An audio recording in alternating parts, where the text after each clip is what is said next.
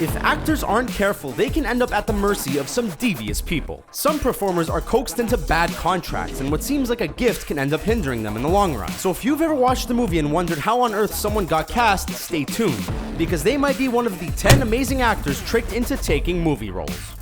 Channing Tatum. Straight from his role in Coach Carter, some major Hollywood players signed the fresh-faced Channing Tatum to a 3-movie contract. As a brand new actor, it doesn't get much better than guaranteed work, except that a few years later, the studio would use that contract to bully Tatum into taking the titular role of the G.I. Joe franchise. The actor is on record as saying he hates the movies, and that he would have dropped out if the bigwigs didn't threaten to sue him into oblivion.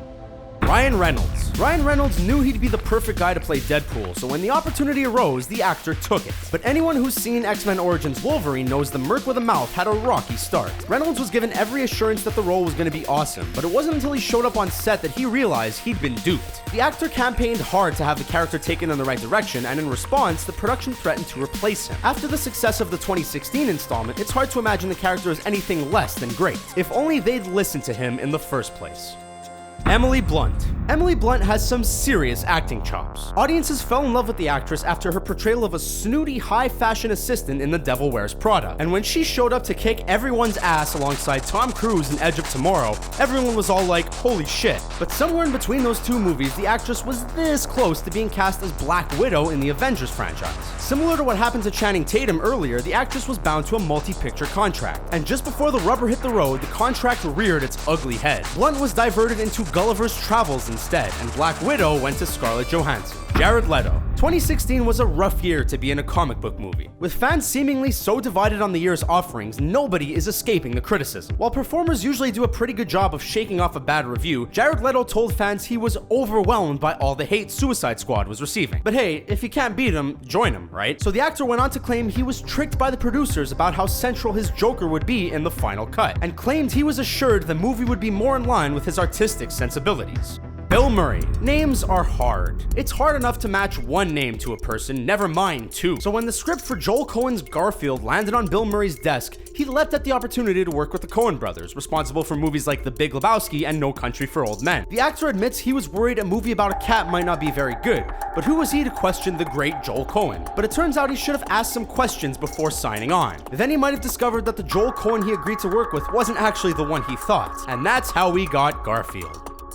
Tyler Perry. Films based on hugely successful books usually turn into hugely successful movies. But Tyler Perry argues that if he'd known how many people love Gillian Flynn's Gone Girl, he would have never taken the part. Apparently, it's hard to live up to the expectations of such a well-established fan base, and says he was tricked by his agent who knew damn well what was about to happen. While the actor remains grateful of the experience, he probably could have avoided all that stress with a simple Google search. The movie received a lot of attention in 2014, but most of it was directed towards the two main stars, Rosamund Pike and Ben Affleck, who had bigger shoes to fill.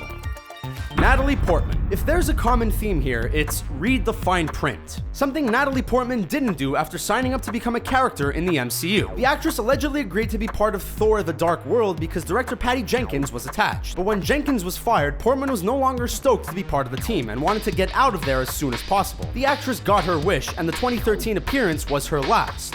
For now, anyway.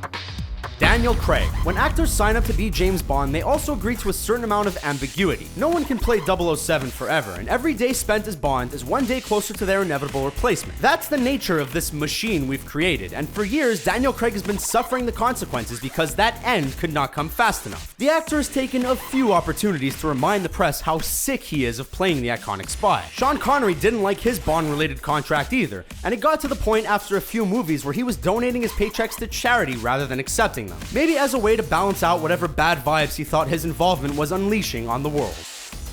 Katherine Heigl. When it comes to the 2007 comedy Knocked Up, Katherine Heigl is kind of a spoilsport. While doing press for the movie, the actress publicly denounced it. Heigl said it was sexist and painted women as shrews. When asked why she even signed on to play a character she clearly hated, the actress blamed post-production voodoo, claiming the footage wasn't at all edited in the way she thought it would be. It wasn't the first time Heigl challenged the Hollywood hierarchy, and it certainly wouldn't be the last. She blasted Grey's Anatomy showrunner Shonda Rhimes around Emmy Season 2, and was rewarded by being killed off the series.